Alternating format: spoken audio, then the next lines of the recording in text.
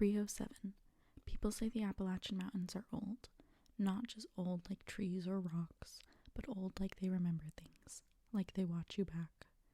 I didn't believe that before my sister went missing. 3 years ago, my sister Mara ran into the woods behind her house. That's what the police said anyway. It was late fall, the kind where the fog sits low and the trees look like black fingers clawing at the sky. One minute she was arguing with my parents, screaming that she heard something calling her, and the next minute she slammed the door and vanished into the forest. They searched for weeks. Dogs, helicopters, volunteers with flashlights calling her name until their voices broke. Nothing. No footprints, no blood, no torn clothing. Eventually, the story changed from missing to presumed dead. Then, 2 years later, she came back. She walked out of the tree line just before dawn, barefoot, clothes shredded, hair tangled with leaves and burrs. She looked thinner, like something had been slowly draining her. But the worst part wasn't how she looked. It was how she stood. She didn't cry. She didn't run to my parents. She just stared at the house like she was seeing it for the first time, or like she was trying to remember how humans were supposed to act. The doctor said she was traumatized, severe dissociation, malnutrition, exposure.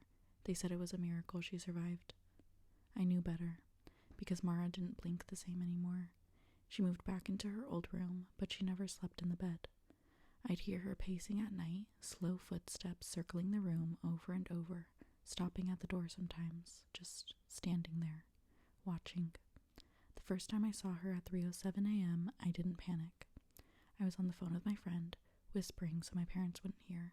I glanced up, and there she was, standing in my doorway.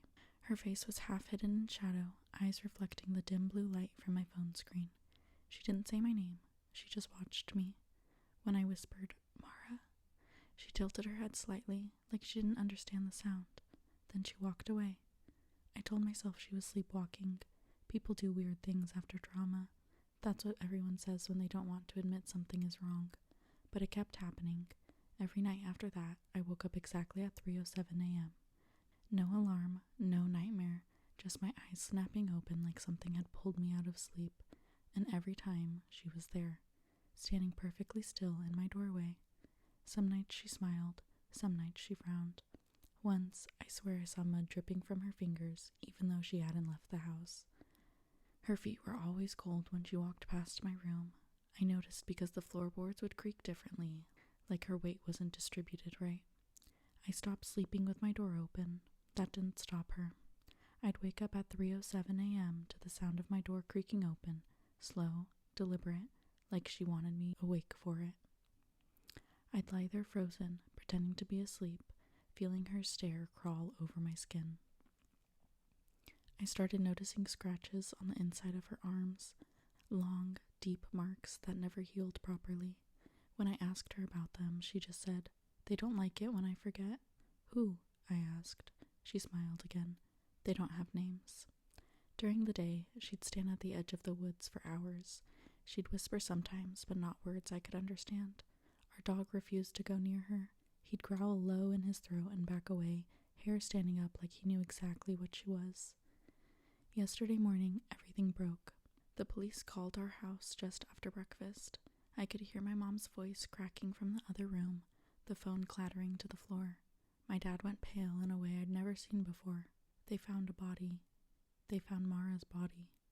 It was deep in the woods, miles from where she'd disappeared years ago, halfway decomposed, scratch marks covered into the bones like something had tried to claw its way out. The coroner said she'd been dead for 2 years. 2 years, the same amount of time she'd been back. My parents were screaming, crying, saying it had to be wrong. That same afternoon, the thing wearing my sister stood very still in the kitchen. She didn't blink, then she smiled. She didn't wait for night. She didn't wait for 3:07 a.m. She turned, walked out the back door, and when her feet hit the grass, she ran. Not like a person, like something that finally didn't have to pretend. She disappeared into the trees before anyone could stop her. They searched again. They found another body 2 days later. No skin, just muscle and bone, scratched raw, like something had worn it until it fell apart. The police said animals, but every night, no matter where I am, I wake up at 3:07 a.m. At first, I just felt watched. Then I heard breathing outside my window. then scratching. Now, every night at 3:07 a.m., I hear someone tapping on my window, soft at first, careful, like it's asking to be let in. Right now, it's 3:07 a.m. The tapping is getting harder, and whatever is outside remembers my name.